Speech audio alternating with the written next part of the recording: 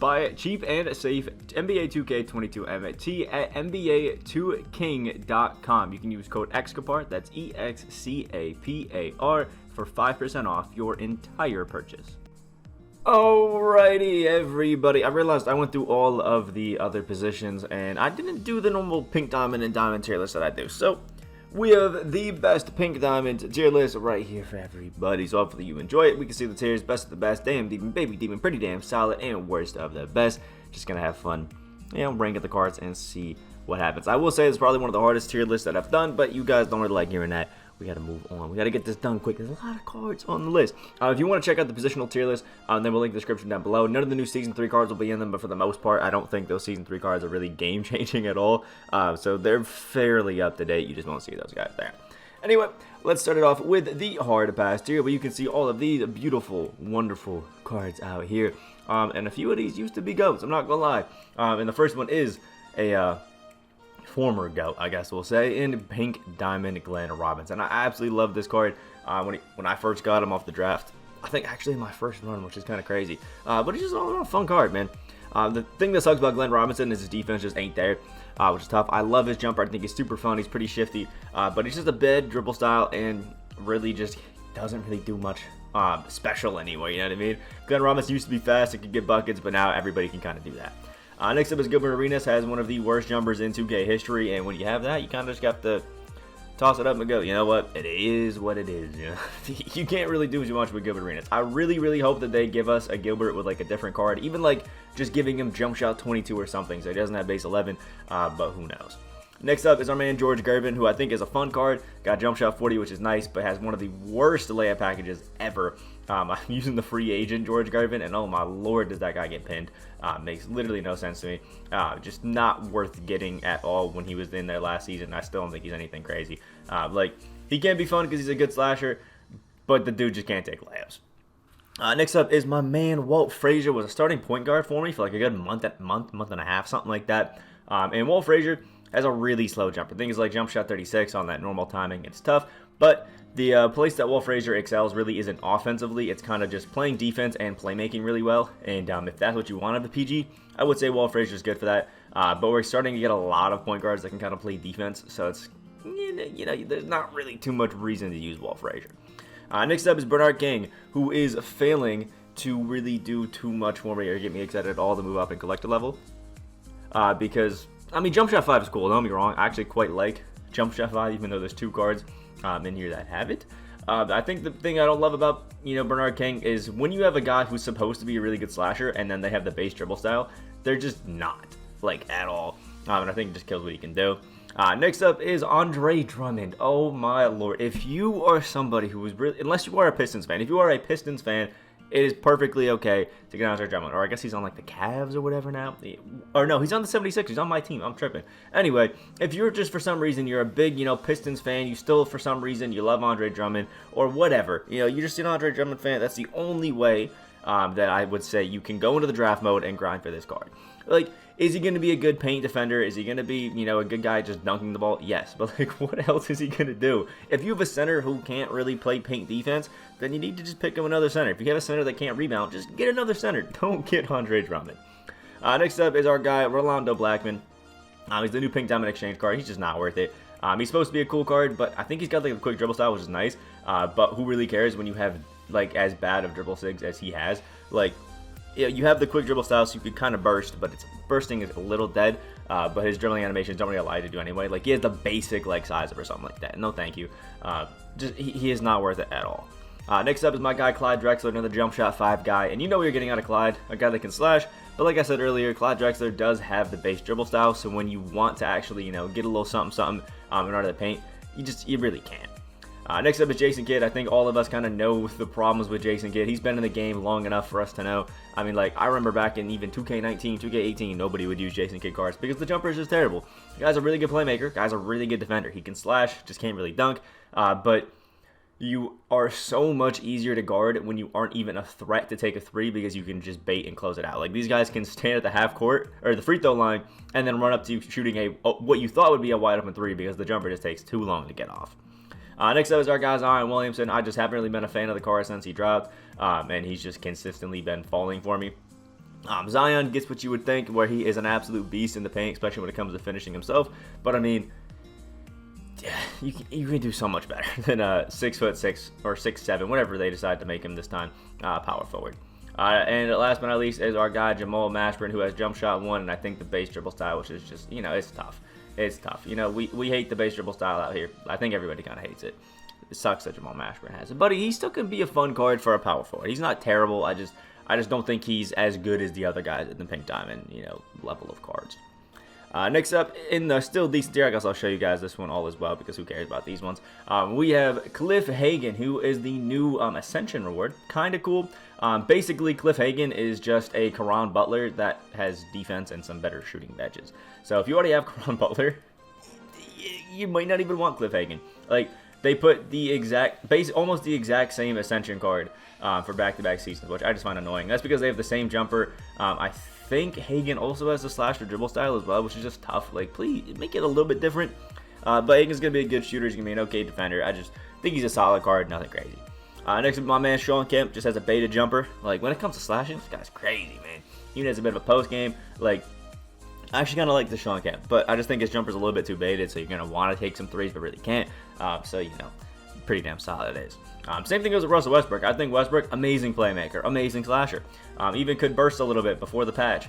But, yeah, you can't shoot with this Russell Westbrook card.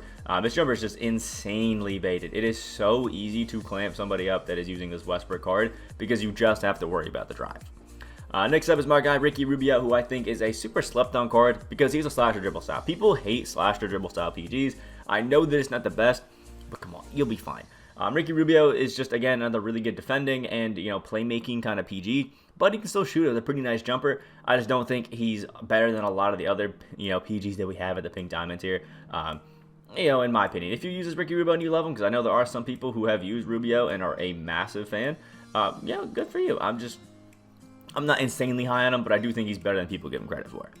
Next up is my guy Richard Hamilton, basically a jump shot 40 3-and-D card, which is nice. Has the power dribble style, which I also just really don't like. So, that'll hurt him a little bit. I do think that Richard Hamilton is just not worth it because you have to lock in, Dolph Shays, Kevin Durant. Not worth it, but he still can be an okay 3-and-D card. Next up is my guy Richard Jefferson, just kind of like a jack of all trades guard, but again, pretty baited, pretty slow jumper. Kind of the trend right now that's going on. He's a fun card, like especially when it comes to slashing. You just can't really shoot too well because I just don't think that his jumper is all that.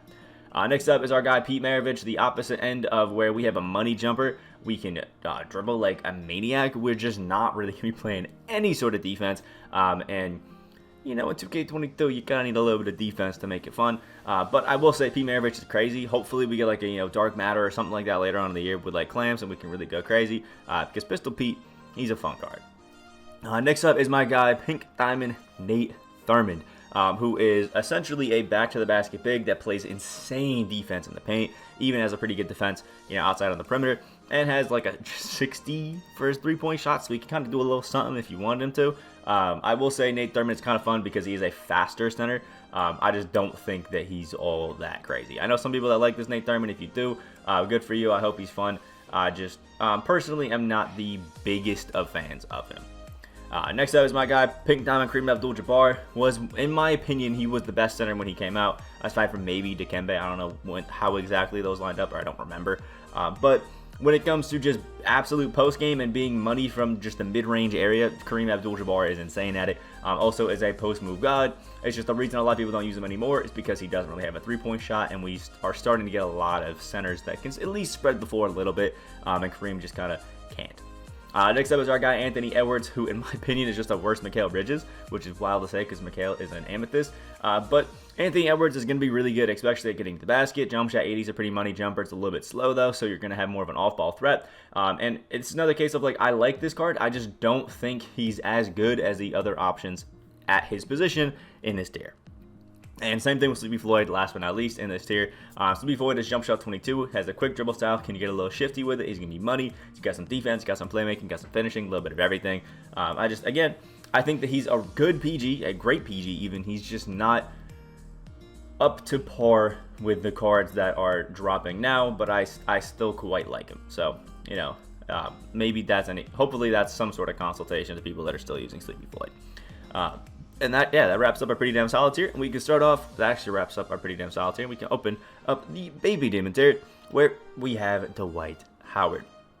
Now, I'm finally kind of falling off of the Dwight Howard high horse. I will say, though, Dwight Howard is still an absolute beast. If you haven't gone against somebody who, like, uses Dwight Howard and really cheeses it, then you don't know the true power of this Dwight. Like, snags every pass. And Dwight Howard is one of those cards, like, you've gone against, like, an Andre Karolinko, you know, where somebody is just pressing triangle with Andre Karolinko anytime they can, and they're just smacking everything, like, every layup that you try to take.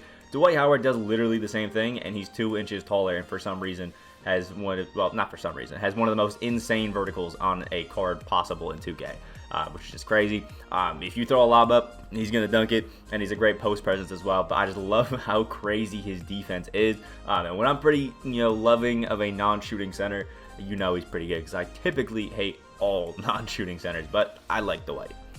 Next up is my guy D-Book. Devin Booker is one of my favorite cards, especially that pink diamond that we got from the limited rewards. Now, I guess the thing that sucks is that this Booker actually can get clamps and pick dodger and, you know, that sort of stuff. You can add badges to this Booker, so he's definitely better. But that jump shot 4 on the quick timing is just absolutely insane, and Booker is just, he's one of those guys who, if you give even, like, semi-space, you can chuck it up, and that is green. I've hit more contested shots with Booker than anybody else in the game so far this year. I don't know what it is, but this guy seriously just, he does not miss. Next up is my guy Chris Mullin, jump shot 22, and is one of the best shooters in the game. When it comes to just pure catch and shoot jumpers, Chris Mullin is a beast. But somebody did make a good point to me that I just didn't think about. If somebody knows how to, you know, play defense, they can actually nullify this Chris Mullin pretty well, because he does have a bit of a slower jumper. Jump shot 22 isn't too fast. And his slashing is not the most insane, neither is his dribbling. So, you know, if the guy that you're playing is allowing you to run a few plays, things like that, to get Mullin open, he's one of the best, you know, shooters you can have on the court. But if somebody's kind of, you know, they know what they're doing, you know, they're not going to let the passes get to Mullin too much, and they're, you know, going to actually play some really good defense on him, Mullin can be a little bit underwhelming.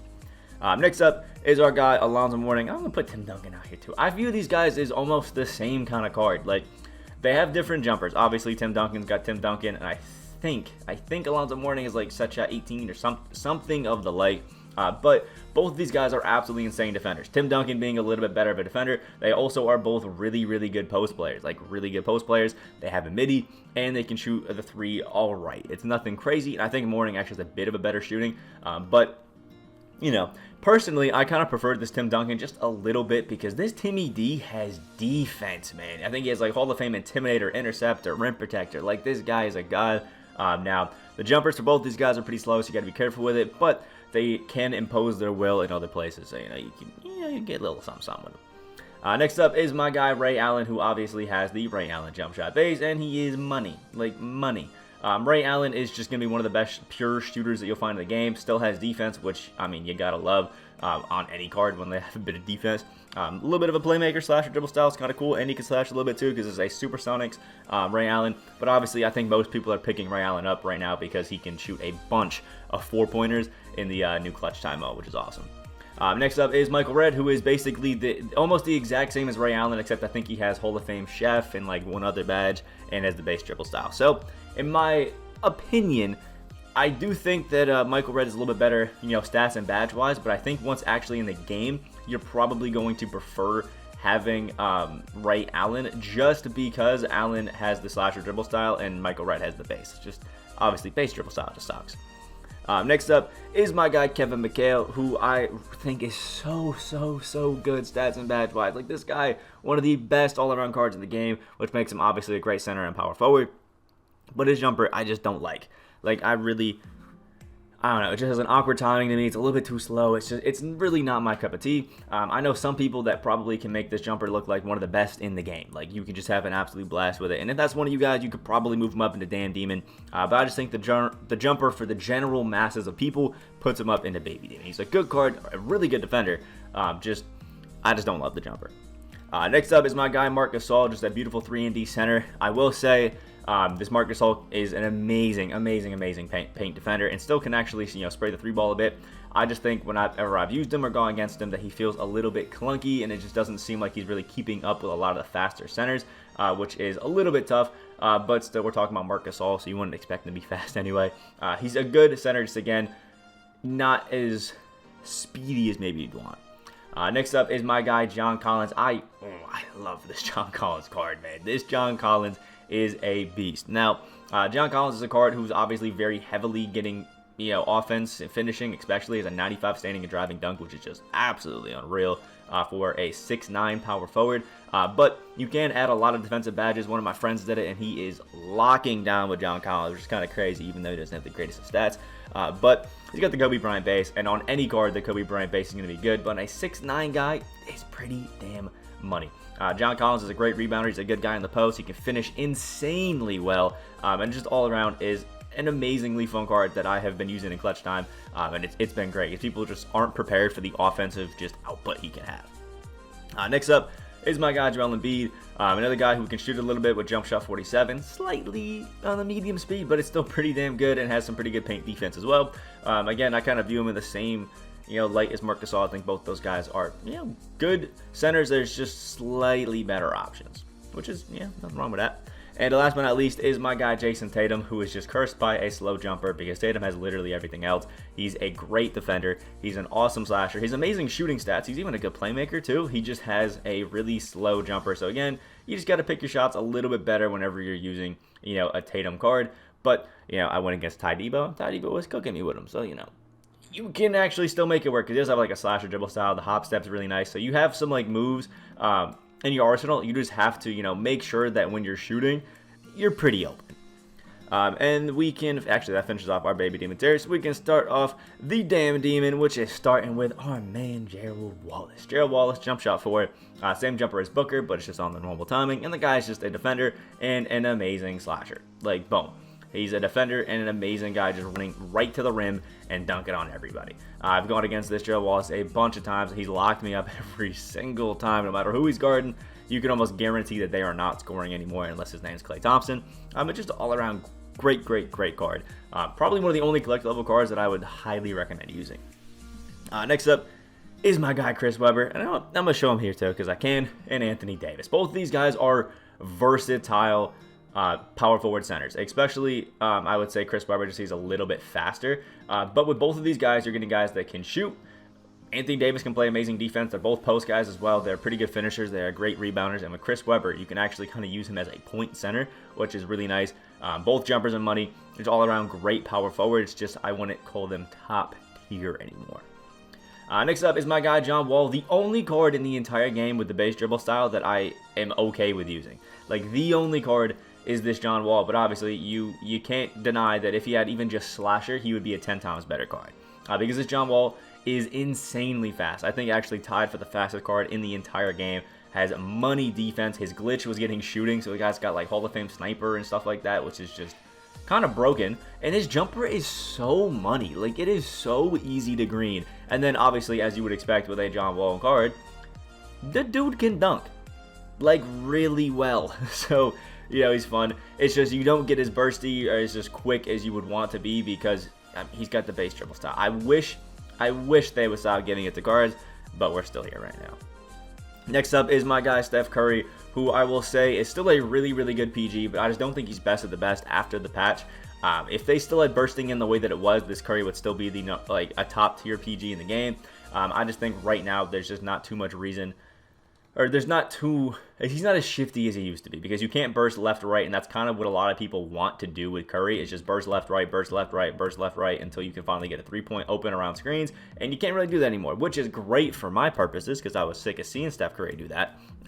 You know what I mean? But in saying that, if you can still burst in certain directions in certain ways, so if you time your things right, the Steph can still be great, and he has the Steph Curry jumper on quick, which is lightning fast and money. It's just his defense really shines out through a lot now that he's not scoring as much. Next up is my guy Shawn Marion, one of the best lockdown defenders in the entire game. The guy, there's not a single pass that you can throw by the Shawn Marion that he's not going to steal. There's not a single shot that you guys can take in the paint that the Shawn Marion's not going to at least make a 40% contest. And he can still go out there, play insane in the post, finish with the best in him, and shoot pretty damn solid, although it's a little bit slow. Like, this Shawn Marion is a super slept on card. Next up is my guy Cliff Robinson, a card that I haven't seen anybody talk about, probably because you need a lot of wins and triple threat offline to get him, and I would assume most people have kind of been slacking a little bit in that. But this Cliff Robinson is actually a great card and probably the first triple threat offline card that I'm kind of excited to go ahead and grind for. And I'm actually probably going to do almost all my SP grinding in either clutch time or triple threat offline because I actually really want to get this Cliff Robinson. His jumper is set shot 3. I used it on his Emerald, and I was actually able to shoot 3s in the corner with him, which is not too bad. But the reason that I'm actually excited about this Cliff Robinson is he has Hall of Fame set shooter, Intimidator, Interceptor, Pogo Stick, Post Move Lockdown, Gold Clams, Menace, Pick Dodger, Rebound Chaser, and he's a power forward. That is 6'10" with a 7'1" wingspan. He's one of the best slashers you'll find. He's got a post game. He has sadly the fundamental dribble style, but actually has an 86 ball handle, which is kind of cool. And it's a Steph Curry move and cross. You know, that could still be a little fun. And the Kobe Bryant size of escape. I actually think this Cliff Robinson may be one of the most underrated cards that dropped in like the season 3 because he actually looks pretty damn solid. I'll take any card with Hall of Fame Interceptor any time of day. Next up is my guy Damian Lillard, a card that I'm actually working towards getting. Slowly but surely. I'm at like 20 wins, I think, in triple threat or clutch time, sorry. And this Damian Lillard is one of the best offensive cards you'll find.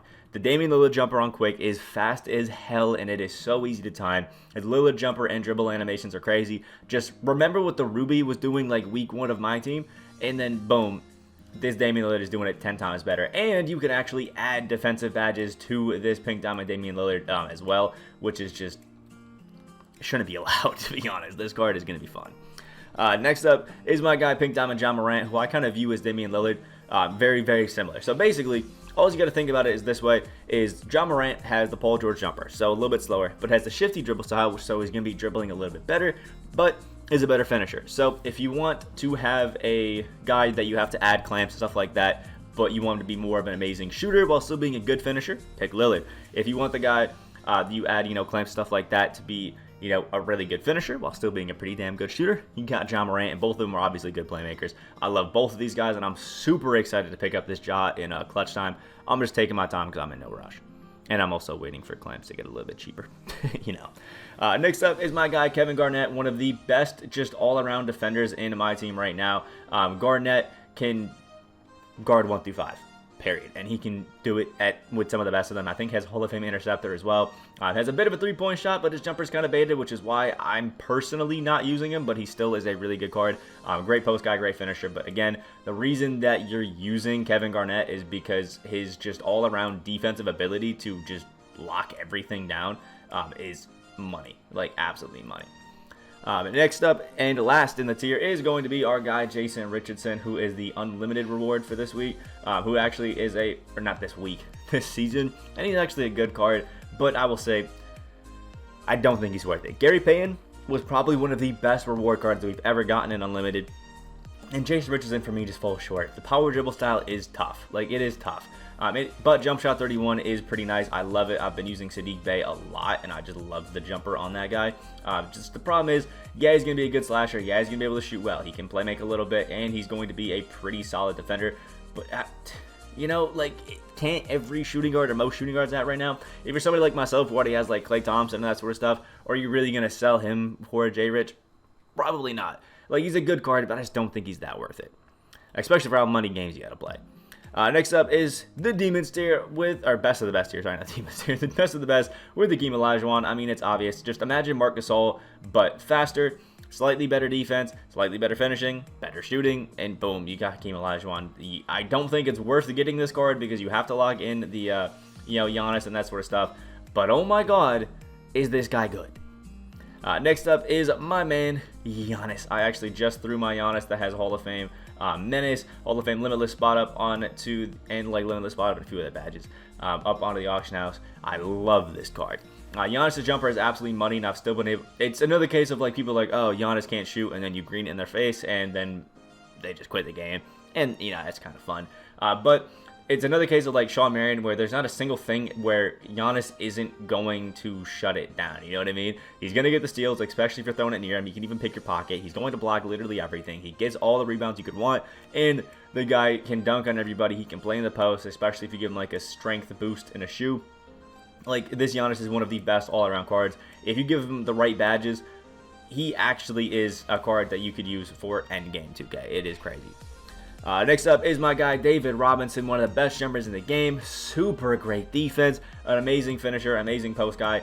In my opinion, if it weren't for this Hakeem, I honestly still think that David Robinson is the best center in the game. Yes, Hakeem Olajuwon's good. I just prefer the jumper on my guy David Robinson. It's just better. Like, it's just so easy to green. But still, so I think David Robinson is still the best center in the game. In my opinion, you could argue it for Hakeem, and I can understand why, but I'm still going to stay as D-Rob.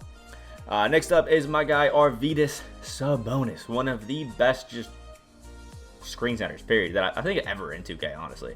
Just literally the amount of times that I've been running down, I see Arvydas set a screen, and then my guy's just on the ground is so annoying. Plus, Arvydas has set shot 8, which is absolutely money. I've seen some people add Hall of Fame pogo stick, and he can just do whatever he wants, which is just annoying. And he's 7'3", which is just crazy. He has a massive, massive player build, takes up so much space on the court. Like, just seriously, one of the best all-around just cards in the game, especially the center position. The only negative that I think most people will notice whenever they use Arvydas is that the guy's just a bit clunky. I mean, he's only got like a 60-something speed. So yeah, he's a bit clunky, but he's damn good. Next up is my guy Paul George. I mean, you know you're getting out of PG. The guy seriously is one of the most versatile just players really in the NBA, but also just in my team. Guy can shoot with a pretty damn nice jumper. He can play amazing defense. He's a good slasher. He can dribble it a little bit, play make it a little bit. Like, he seriously can just do everything and do it at a pretty high level, for being honest. Like, this Paul George is kind of annoying to go against. Next up is my guy Gary Payton. Just seriously, he's one of the best lockdown just defenders ever in my team. The guy literally can just clamp up anything. The only card that I've sometimes struggled with guarding with Gary Payton is like Penny Hardaway, and that's it.